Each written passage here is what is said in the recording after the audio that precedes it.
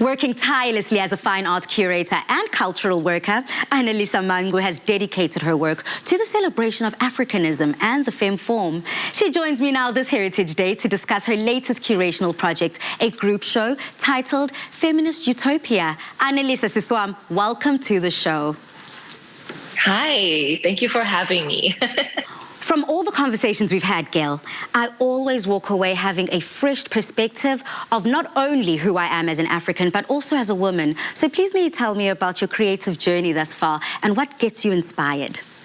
We do not exist without the contributions of the people we come into contact with, perhaps for a short period of time, but we definitely are surrounded by people who are always informing us on certain things about ourselves, challenging us, allowing for us to be who we are and how we choose to present ourselves. So I don't think I'd be who I am without the people that have played a really, really important role in my life. For those who have kind of entered into my space, given me a little bit of their magic and left when our paths kind of parted. So many things have played a role in me being who I am. But it's the beauty of being African. I think that's maybe the foundation and the base. And seeing creativity in all industries and just knowing that how I could best express my voice and what I feel I have to offer is through the art.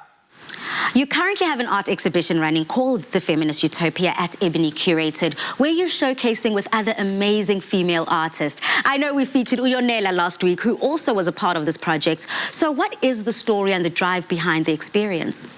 We have 3 spaces. Ebony Curated has 3 spaces, 1 in Cape Town and 2 in Franschhoek.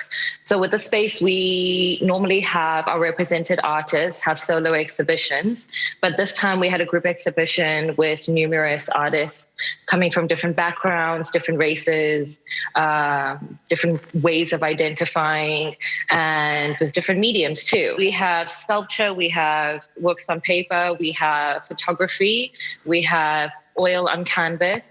And so it really feels like a diverse body of work that we're showing that really highlights and represents where the South African femme and gender non-conforming body is at with regards to this idea around feminist utopia and I think more of a shared future from a more nuanced perspective. Is that the message you want to run with this Heritage Day, that we all need to embrace who we are? We need to embrace it regardless, but we also need to stand really boldly in who we are and the things that we have to say. I'm always someone who fights for equality within a social, within a economic and political structure. And so if it means that we need to really shine light in the slightly more marginalized voices, and that's what I want to do. And this heritage, the message that I really can give to our South African women is to continue fighting for themselves, to continue fighting for generations that have not even come into fruition yet, to fight for freedom, for their voices to be heard, and for us to continue working towards sisterhood and loving each other and leaning on each other as women. Absolutely. Talk about a cultural worker indeed. Thank you so much, ANELISA MANGCU, for joining us. Thank you very much.